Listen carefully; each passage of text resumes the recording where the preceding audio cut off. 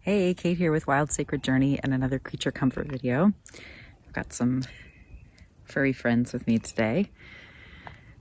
So this will just be a quick one. I wanted to discuss just briefly the difference between animism and anthropomorphism. The cat really thinks he should be the center of attention right now. So I was talking to a friend a while ago, and we were at a yoga studio and she was mentioning, I don't remember exactly her words now, but yeah, just how much she loves her yoga mat and how it feels like a friendly space for her. And then she said, but that's just probably me anthropomorphizing, right? And I was like, well, is it anthropomorphizing or is it animism? And so, I realized, I think sometimes, anthropomorphism has kind of gotten a little bit of a bad rap, right? And rightly so. We don't really need to center humans more in our narrative, our human narrative of how the world works. But that's what anthropomorphism is, right? Is trying to take what maybe feels challenging or scary or foreign about the world and tame it down somehow into our image in a way that feels comforting to us, or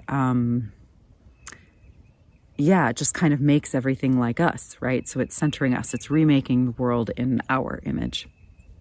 And animism is understanding that the world, yes, a yoga mat, animals, trees, all of that, right, has their own presence and has their own teachings and has their own coevolution alongside ours, and that there are similarities, there are through threads, the same way there are between different peoples who come from different places or who, practice different forms of, whatever their spiritual practice is or their faith tradition is, and, see the world slightly differently because they come from different lands, from different landscapes, right? So it's kind of the same, it's sort of the same idea, but that there are, even though there's differences, there's through threads, right? And so animism is understanding that there's a through thread, a through current of energy, of life force, of consciousness that exists within all things. And yet each also has their slightly different take on the world, their different way of perceiving the world. And so we can be in relationship with and be challenged by and be stretched by and be comforted by sometimes and learn from these different perspectives. And that if we can take into account all the different ways that the world, that love, that the universe, that the holy expresses itself in material form, right? And that there's a unique piece of truth that each of those holds, then we can start to understand that together we might be able to piece together something akin to a bigger truth of what life is, of what the holy is, right? But that it's not just our human perspectives.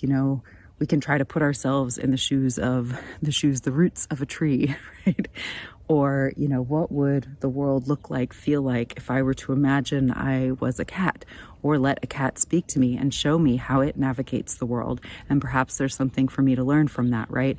So can you kind of feel the difference there between, I'm not assuming the cat is like me, I'm assuming the cat is different. And yet I'm also understanding that the cat is equal in value and worth and holiness to me, and that I can maybe learn something from that cat if I wanted to, if we had that kind of relationship, and that it is a relationship and that we build it out over time. So it's not just a projection. It's not just, again, making something like us. So that's sort of my really quick, my sense of sort of the difference between anthropomorphism and animism. And I think this matters because as we're trying to sort of regain some sense of our creature selves or remember our creature selves in some kind of way, part of that is coming back into this animist perspective, back into relationship with the animate creature world.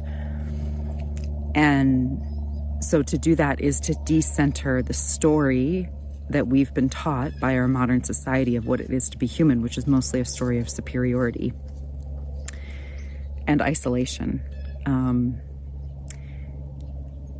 And if we can do that, again, it might not feel as immediately comforting, right? And yet it will also actually potentially offer us a deeper sense of belonging, an actual real sense of like being here in this earth and having that matter. So I'll leave it there. Thanks for tuning in. You're always welcome to let me know what you think in comments below. Again, the plug, the like, share, subscribe, right? It just really helps get these conversations in front of other people who might find them helpful, interesting, all of that. And continue to stay tuned for, this like self-paced course is what it's turning into, that I've been working on behind the scenes on living as creature, not machine.